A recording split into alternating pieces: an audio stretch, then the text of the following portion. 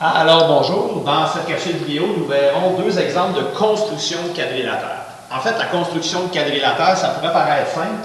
Par contre, ça implique qu'il faut connaître vraiment nos propriétés de quadrilatère. Vous allez voir pourquoi. Donc, voici le premier exemple. Premier exemple, on nous demande de construire un parallélogramme, donc une figure qui a deux paires de parallèles, ayant des côtés qui mesurent 6 et 4. Donc, on va avoir deux côtés de 6, deux côtés de 4, puis on sait que les côtés opposés sont isométriques. Et dont les angles aigus mesurent 70. Donc, si les angles aigus mesurent 70, si je peux me faire une petite esquisse, je sais qu'un parallélogramme, ça ressemble à quelque chose comme ça. Si mes angles aigus mesurent 70, ben, je peux déjà savoir que mon angle obtus sera de 180 moins 70 parce que mes angles consécutifs sont supplémentaires. Donc, je viens de trouver mes deux angles qui seront isométriques, mes deux angles obtus qui seront isométriques. Maintenant, je peux même déjà me dire, ben moi, dans mon objectif, ça serait de faire mon 6 cm ici, mon 6 ici et 4. Donc, maintenant, j'ai fait mon esquisse, je suis prêt à y aller de façon précise. Donc, je sors ma règle. Étape 1, je vais commencer par le plus long côté. Donc, je débute à 0 et je m'en viens à 6 cm et je vais fermer la règle pour l'instant. Une fois que j'ai tracé ça, je vais écrire, parce que je viens de faire une construction, un 6 cm. Ensuite, je vais venir faire, avec mon rapporteur d'angle, un premier angle. Donc, je vais venir faire mon angle de 70. Donc, je place mon rapporteur. Mon angle de 70, je vais mettre mon point. Une fois que mon point est mis, je vais le déplacer. Et là, ce que je vais faire, je vais ressortir ma règle. Et je vais venir relier.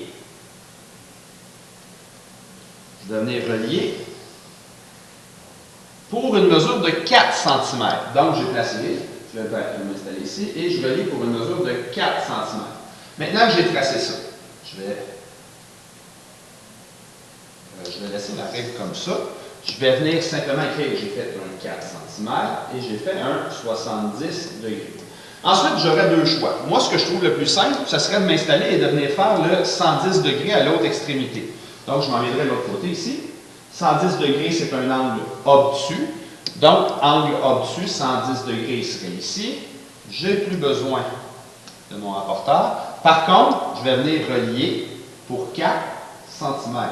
Donc, je place ma règle et je sais ici que je m'enligne pour un 4 cm ou un 40 mm. Maintenant que c'est fait, bien, je sais que ça ici, c'est un 110 degrés. Ce n'était pas ce qui était demandé, mais ce n'est pas grave. Ici, j'ai mon 4 cm. Donc, j'ai tout ce qu'il faut. Il me resterait simplement à venir fermer cette forme-là. Et si tout est beau, c'est supposé me donner exactement 6 cm. Et c'est ce que j'ai. Dans le fond, ici, j'ai un 6 cm. Et je sais que j'ai réussi la construction de mon parallélogramme avec les mesures exactes qui étaient demandées. Mais le petit plan que je me suis fait au départ était très pratique. Même chose, on va y aller avec le deuxième exemple. Ça nous dit construire un losange. Losange, 4 côtés isométriques, dont les diagonales mesurent 10 et 7. Dans le fond, on va se faire un petit plan. Si je me fais une diagonale de 10, je sais que les diagonales vont se couper en plein centre, donc quelque part ici, et ils vont se couper perpendiculairement dans un losange.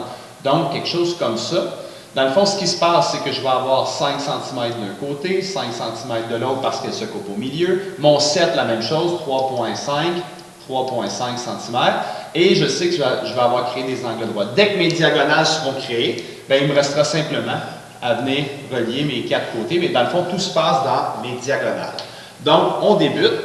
Je prends ma règle.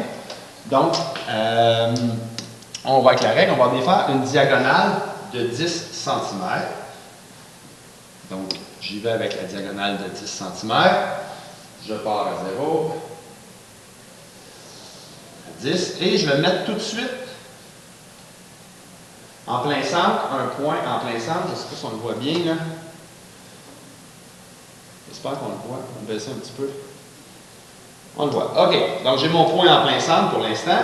Et je sais que je vais avoir un angle droit créé. Donc, si j'ai un angle droit, je prends mon équerre. Avec mon équerre, je vais venir créer mon angle droit. Donc, je me place ici. Pas tout à fait, là. Voilà. On le bouge un petit peu. Voilà. Maintenant qu'il est bien placé, je vais venir créer une perpendiculaire. Et je sais que, en fait, je vais le tasser maintenant. Je sais que ma première diagonale au départ mesurait 10 cm, je l'exagère comme ça. Je sais que je viens de créer un angle droit et je sais aussi que, dans le fond, la diagonale que je viens de créer doit mesurer absolument 7 cm, c'est-à-dire, je vais la mettre comme ça, c'est-à-dire 3,5 cm en haut et 3,5 cm en bas. Donc, on va aller voir, est-ce que je suis sur ma ligne? On va aller se placer à la bonne place. On va se placer sur 0. On va se mettre à 35. Voilà. Je ne suis pas tout à fait.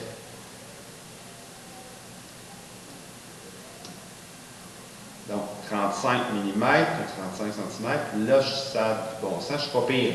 Donc, voici, je suis à 35. Donc, maintenant, je vais pouvoir relier à partir de mon 0. Comme ça. 35 et je vais me rendre jusqu'à 7 et je sais que je suis en plein centre. Donc, là, c'est sûr que moi, je n'ai pas les outils les plus faciles pour travailler. Et une fois que c'est fait, ben, j'ai réussi à tracer une diagonale de 10, une diagonale dans l'autre centre de 7 cm et en fait, après ça, la seule chose qui me restera à faire, ce serait de prendre ma règle et fermer mon losange. Et normalement, mes quatre côtés devraient être identiques si je prenais ma règle. Mes quatre côtés seraient identiques. Mais comme je connais mes propriétés, ben, je suis certain que ça a fonctionné. Donc, mes propriétés importantes ici, c'était avec rapport avec les diagonales, de savoir qu'ils se coupent en leur milieu, qu'ils se coupent de façon perpendiculaire. Et c'est en plein ça. Alors, voici c'était un deuxième exemple de construction d'un quadrilatère.